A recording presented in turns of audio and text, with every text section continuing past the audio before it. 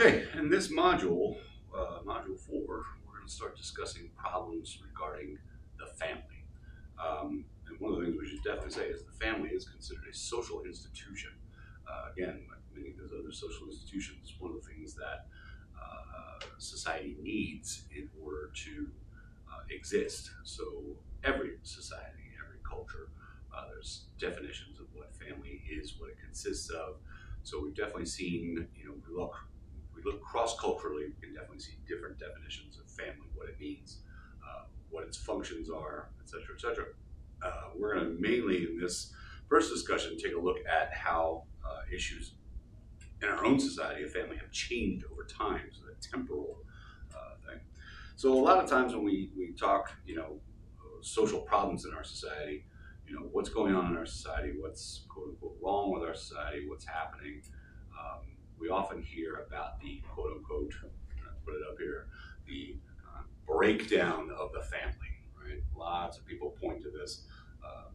Often hear politicians, but not just them, other people kind of talk about this idea of, the breakdown of the family, that the family somehow isn't performing the roles, isn't performing the duties, isn't accomplishing what it used to in society. So we kind of hear about, we hear all sorts of terminology that relates to this. Again, breakdown is one of them. The extinction, the collapse, right? The downfall of the family. It's something we hear about quite a bit in popular culture. And again, all those implications, all those words, but we'll stick with breakdown for right now, implies that there was once a healthy or a working version of the family in the past. Again, if you describe your car as having broken down, you could, well, how do you know it broke down? Because it's not running, right? It's not doing what it used to do. So this concept of breakdown, extinction, collapse, all imply that at one time in society there was an idealized version of the American family, right? And what we're going to do is examine that. Was there ever a quote unquote kind of golden age of the American family? Was there a time when the family, was working just perfectly, and since then it's disappeared, broken down? And again, this kind of goes back to that, when we talked about sociological philosophies, we talked about determinism. One of the other things we talked about was free will, but also in some cases, human nature or a natural way of things. And again, that's often brought up in this argument that at one time, the ways that families used to be was the natural way of things, the ways that it's just supposed to be, right? Or the way that it's been. And again, from a religious perspective, the way that God intended it, right? And again, these are issues, which are sometimes on an individual level, really personal to people, but we have to take a look at why those are social constructions. So when we talk about this quote unquote, golden age of families, we're usually talking about the idea of the traditional definition of families, especially American families, right? Where we kind of talked about, there being very specific roles in the family. We usually talk about this kind of model of the breadwinner housewife model, right? And of course, these are all very associated with gender and traditional gender definitions too. So going back to our earlier discussion in the semester about gender roles and the ways that gender roles are socialized, a lot of times the gender socialization pointed directly toward the idea that eventually, if you were a young boy, you were going to have to eventually assume the role of a masculine husband breadwinner role, and that if you were a little girl, you were eventually going to have to assume the feminine female housewife role in the traditional family unit. And again, a lot of this is based on pre-industrial society, especially when we look at America.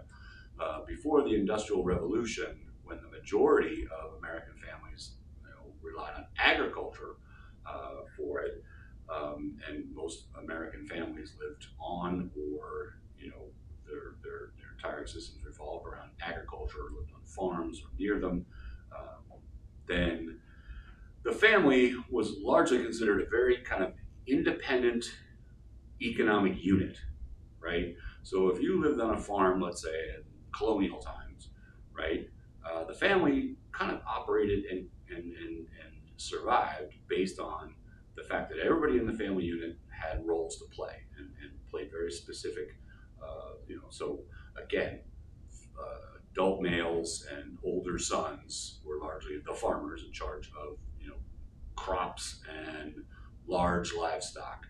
Um, Women and older girls were largely in charge of what we might call domestic responsibilities, cleaning house, producing clothing, making food, preparing food for storage for long periods of time, and raising children. And then even younger children, sometimes along gender lines have very specific roles. Boys were sometimes hunters and fishers, but also cared for smaller livestock, and girls assisted also in not only childcare in the house, but did other, domestic chores. So the family unit existed in an agricultural society, independently. So a family, for the most part, on a farm could live by themselves as long as everybody contributed to this thing. It's also, of course, why we often see the very large size of families at the time. Children were looked at as and defined as assets, literally because they were workers, right? So to have lots of children in a farm family meant that you had lots more people to contribute to the household, the running of a farm. And then, of course, America, again, we talked about this in Intro to Sociology if you haven't had that, but we definitely know that America, because of certain inventions, social inventions, shifted from agriculture to industrial societies. Okay? So no longer was the farm the center of basically social existence, but now many more people migrated to cities, and people were working in factories in the recent early industrial ages, and we have the shift from agricultural to industrial society. But for the most part, these traditional ideas of breadwinner housewife didn't immediately go away, right? So basically, if we're talking about who worked in the factory, the father worked in the factory. So the family had a house and or apartment, whatever else was a dwelling, right? And the father left to go to the factory to work and bring home a paycheck, right? So we saw now, instead of everybody working and living on the same farm, now we've got people leaving the family environment to go earn wages to bring back. And then the person remaining was the person in charge of maintaining the household and taking care of children. And then, of course, by this time we have things like compulsory education. So now children are leaving the home to go get educated. Again, in traditional farming, agricultural societies, children were educated largely at home. And the only time they went to school is when they weren't needed on the farm, which is why we have a 9-month academic calendar that runs from September to May. Even though 200 years later, it doesn't make much sense to do it that way anymore, we're still operating on a calendar which frees children up to be home for the summer to work on farms. So anyway, we move to an industrial society. Now fathers, for the most part, breadwinner, leaving the house to go to work and coming home. Mother stays home, takes care of children, children go to school. So we see a lot more of change in the family just based on economic circumstances, right? But again, when we think about that idea of, the popular construction is, okay, the family's broken down because now both parents are leaving the house to go work. That's not necessarily because both parents want to leave the house to go to work. It's much more of an economic necessity that both parents have to work.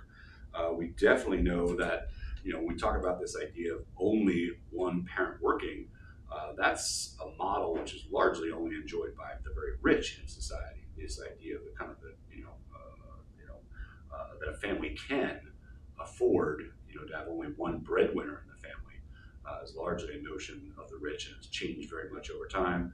Again, if you're a big fan of The Simpsons, there's been a lot of documented economic examinations of, could a family today live the way The Simpsons do, with Homer leaving, being the only breadwinner and Marge staying home? And most people agree that it's absolutely impossible in today's society. So again, not that idea we're not disturbing the natural way. Circumstances in society have determined a lot of these changes.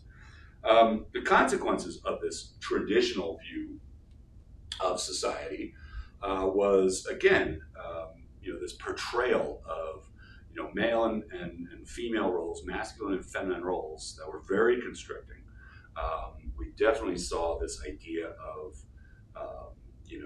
husbands being portrayed as, creatures with unbridled sexual desires, right? And women, housewives, being, cold and frigid. This idea of, my man always wants sex and I don't want to give it up, or I'm too busy with other things. And as a consequence of that, one of the consequences was that we definitely saw a huge uptick in prostitution in the late 18th and early late 19th and early 20th century, the 1800s and the 1900s, as basically husbands felt like they needed to or were entitled to go for sexual gratification outside the house. We definitely saw divorce rates starting to rise during this time, and we definitely saw the proliferation, like I said, of use of prostitution in our society during this time. One of the unintended consequences of this.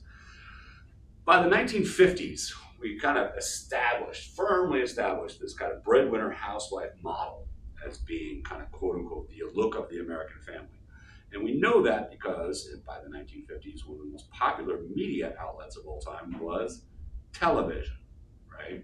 So it was pretty much everybody's desire to have and to watch television, right? And when we think about this traditional model, this was the only type of family that was being shown on television at the time. So if you're a big fan of things like TV Land or Nickelodeon, any of the things that show old 50s, you might have seen shows like Leave It to Beaver or Father Knows Best or Ozzie and Harriet. And these are all television shows, very popular at the time, which showed basically white suburban families in which father worked, mother stayed home, took care of the kids got in trouble, and hilarity ensued, right? And it was this notion that, again, contributed to this idea of that's the way American families are, right? If your family didn't look like that, again, a very hegemonic idea, this idea of handed down and unquestioned, that's the way families are. And if your family doesn't look like this, there's something wrong with you, right? Your family is not, subscribing to this idealized type. And that's where we start to see this hegemony taking place. So we rarely, sometimes not until decades later, saw other types of families, especially when it came to like race, when it came to single parent families, when it came to blended families. Again, you can think of some groundbreaking things that still kind of fit this model, but we consider them groundbreaking only because they challenge one aspect of this. The Brady Bunch, for example, a blended family. In fact, the idea was that father was a widower, and it was never explicitly stated that Mrs. Brady was a divorcee, right? And they blended their families together, and yet we still have this breadwinner housewife. Mrs. Brady stayed home with the help of Alice, right, to maintain the household. That family was too big for one woman to take care of, and Mr. Brady went out and was an architect, right? So even some of the other challenges that came later on, the Cosby Show was another big one. We actually got to see, an African American family challenge some of this breadwinner housewife in the sense that, now we had two professionals working outside the home, yet you very rarely ever saw Dr. Huxtable coming home and making dinner for anyone. That was always still the responsibility of the wife.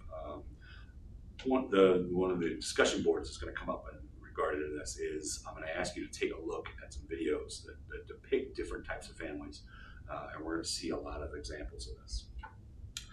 So another hegemonic thing that came out of this was related to this concept of what's commonly called domestic bliss, right?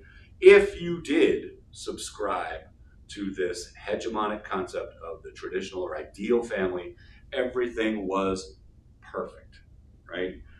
And especially in regard to a woman's role as the housewife, right? Women stayed home, and that was their fulfillment. They got everything they needed to be found only within the house, doing housework, child rearing, was the most important thing and the most fulfilling thing. And what we actually saw was something called housewives' blight at the time. This started being diagnosed in the 50s and 60s. This kind of concept of women being incredibly depressed about the fact that they were trapped at home, sometimes again living what they consider to be very unfulfilling lives. In 1957, an interesting statistic that a drug known as Miltown, which was an antidepressant, one of the very first antidepressants, in 1957, over 1.2 million pounds of Miltown was consumed by American housewives. Again, I included in the module a link to a very popular Rolling Stones song. The Rolling Stones rock and roll band in 1966 did a song called Mother's Little Helper. I've included in there with lyrics so you can see it, enjoy a good song. But basically, these were men in the 1960s who were writing about growing up in the 1950s with mothers who were on drugs, because their lives were so unfulfilling. We saw very little attention paid to things like marital strife or domestic abuse, whether or not that was abuse against a spouse, usually what we call wife abuse. And again, the society, when we talked about this way back in the first module, ignored it, right? That's their business, right? Child abuse, those are accidents. Even incest within households, especially father on daughter incest, was regarded as, the girl or the daughter was being seductive, and the father was, so all these things that were wrapped up in this kind of concept of, this type of household, this type of family is the equivalent of domestic bliss, ignored many, many, many very important social factors that were going on at the time. Again, very little social or cultural diversity in these shows that were, especially television programs. And one of the things that was almost completely ignored is that this type of household, this breadwinner housewife model, was largely only possible because of, let me call down here, government subsidies, right? That made it possible. After World War II, many, many, many, many people who served in the military, mostly males, came home and were awarded something called the GI Bill, right? It was basically a choice of one of two things. You could either get free education or you could get a largely very much subsidized government loan to buy a home. And most of those homes were in the suburbs, low interest home loans that allowed many people to live outside of cities, right? But not all the way out in the country. So these places called the suburbs started springing up, and many people bought homes. Of course, we also look at the racial diversity among that. Mainly the GI Bill was available to white soldiers.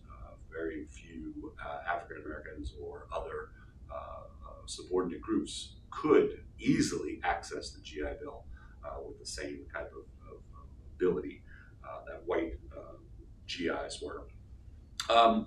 And the government largely created the suburbs. Again, suburbs just don't spring up out of nowhere. If you're going to have a large suburban area outside of the city, there has to be, again, roads laid. There has to be infrastructure such as waterways, electricity, water systems, electricity, transportation. A lot of times to and from cities, so highways, railroads, and basically the government subsidized a large part of the creation of these suburbs. So we see these perfect suburban environments. An interesting thing to know is that those were largely created for people to live in, which often resulted in the deterioration of inner cities. So we started to see the rise of slums and ghettos inside inner cities. We're starting to see that trend reverse itself now, where urbanization and what we call gentrification is occurring in the cities. But again, topic for another discussion. So again, this concept of the 1950s family is very, very, very specific and unique to a certain type of people. And while there were very many problems in it, they were largely ignored. This type of lifestyle or this type of family was very much inaccessible to most people in the lower classes, and again, very much supported by social welfare programs.